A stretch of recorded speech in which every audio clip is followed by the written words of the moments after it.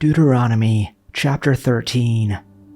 If a prophet or a dreamer of dreams arises among you and gives you a sign or a wonder, and the sign or wonder that he tells you comes to pass, and if he says, "Let us go after other gods which we have not known, and let us serve them," you shall not listen to the words of that prophet or that dreamer of dreams. For the Lord your God is testing you, to know whether you love the Lord your God with all your heart and with all your soul.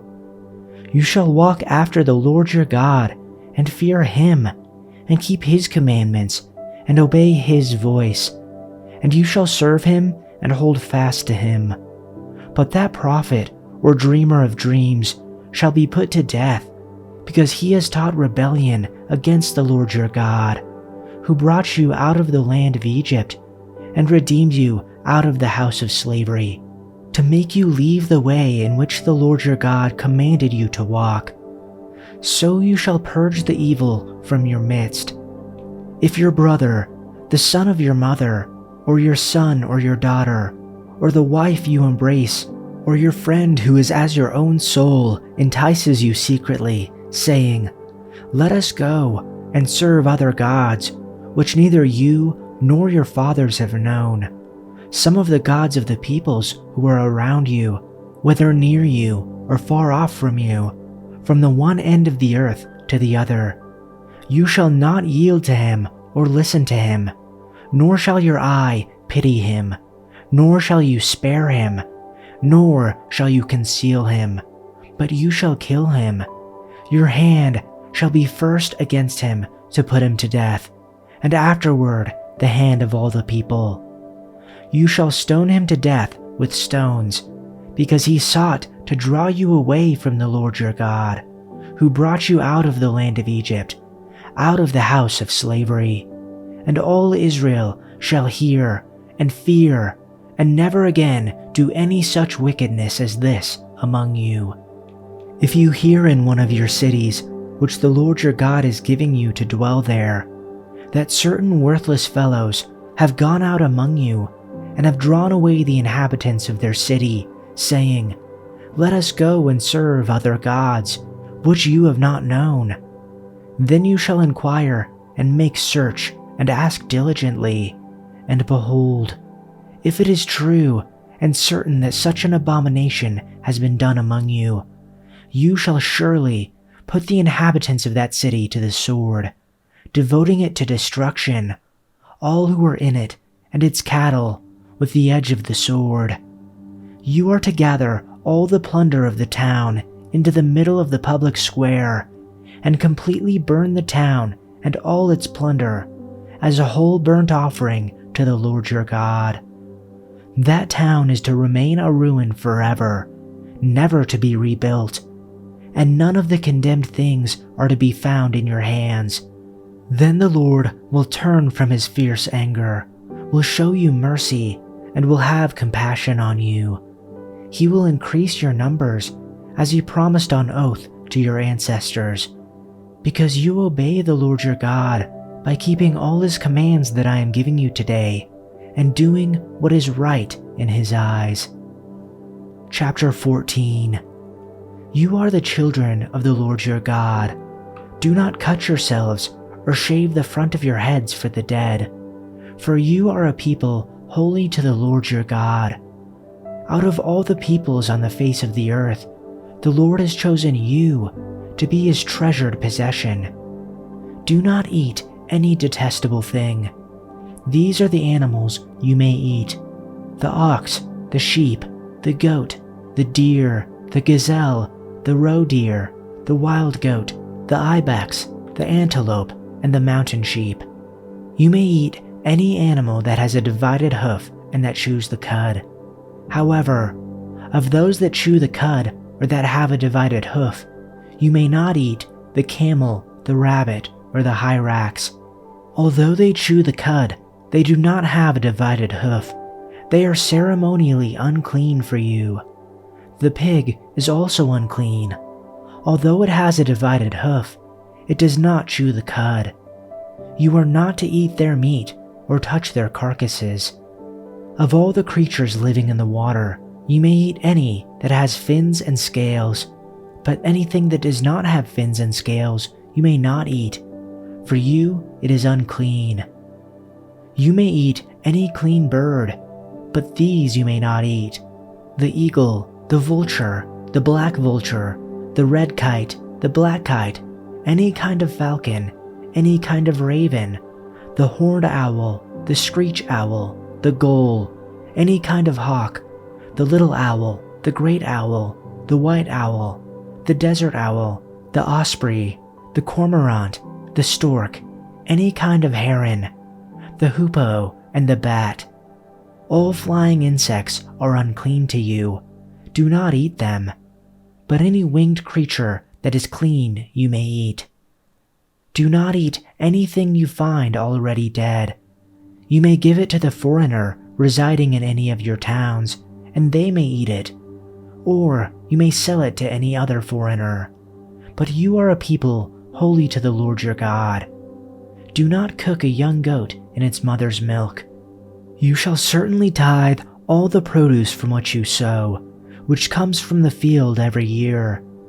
You shall eat in the presence of the Lord your God, at the place where he chooses to establish his name, the tithe of your grain, your new wine, your oil, and the firstborn of your herd and your flock, so that you may learn to fear the Lord your God always. But if the distance is so great for you that you are not able to bring the tithe, since the place where the Lord your God chooses to set his name is too far away from you when the Lord your God blesses you, then you shall exchange it for money, and bind the money in your hand, and go to the place which the Lord your God chooses. And you may spend the money on whatever your heart desires, on oxen, sheep, wine, other strong drink, or whatever your heart desires.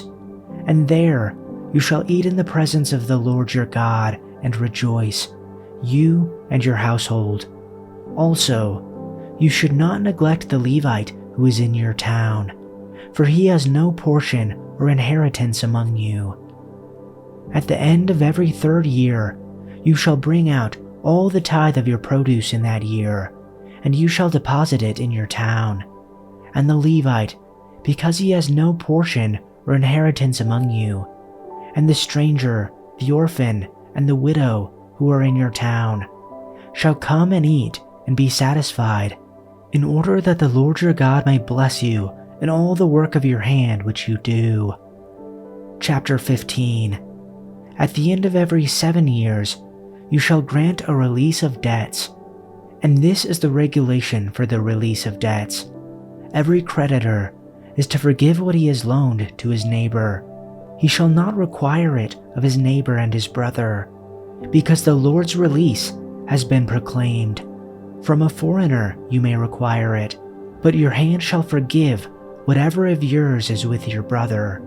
However, there will be no poor among you, since the Lord will certainly bless you in the land which the Lord your God is giving you as an inheritance to possess, if only you listen obediently to the voice of the Lord your God, to follow carefully all this commandment which I am commanding you today. For the Lord your God will have blessed you just as he has promised you, and you will lend to many nations, but you will not borrow, and you will rule over many nations, but they will not rule over you. If there is a poor person among you, one of your brothers, in any of your towns in your land which the Lord your God is giving you, you shall not harden your heart, nor close your hand from your poor brother, but you shall fully open your hand to him, and generously lend him enough for his need in whatever he lacks. Be careful that there is no mean-spirited thought in your heart, such as, the 7th year, the release of debts is near, and your eye is malicious toward your poor brother, and you give him nothing. Then he may cry out to the Lord against you, and it will be a sin in you. You shall generously give to him, and your heart shall not be grudging when you give to him, because for this thing the Lord your God will bless you in all your work, and in all your undertakings. For the poor will not cease to exist in the land. Therefore, I am commanding you, saying, you shall fully open your hand to your brother, to your needy and poor in your land. If your fellow countryman, a Hebrew man or woman, is sold to you, then he shall serve you for 6 years, but in the 7th year you shall set him free. And when you set him free, you shall not send him away empty-handed. You shall give generously to him from your flock, your threshing floor, and from your wine vat. You shall give to him as the Lord your God has blessed you. And you are to remember that you were a slave in the land of Egypt, and the Lord your God redeemed you. Therefore, I am commanding this of you today. But it shall come about, if he says to you, I will not leave you, because he loves you and your household, since he is doing well with you, then you shall take an awl and pierce it through his ear into the door, and he shall be your servant permanently. You shall also do the same to your female slave. It shall not seem difficult for you when you set him free, because he has given you 6 years with double the service of a hired worker. So the Lord your God will bless you in whatever you do. You must set aside for the Lord your God all the firstborn males from your flocks and herds. Do not use the firstborn of your herds to work your fields, and do not shear the firstborn of your flocks. Instead, you and your family must eat these animals in the presence of the Lord your God each year at the place he chooses. But if this firstborn animal has any defect, such as a lameness or blindness, or if anything else is wrong with it, you must not sacrifice it to the Lord your God. Instead, use it for food for your family in your hometown. Anyone, whether ceremonially clean or unclean, may eat it, just as anyone may eat a gazelle or a deer. But you must not consume the blood. You must pour it out on the ground like water.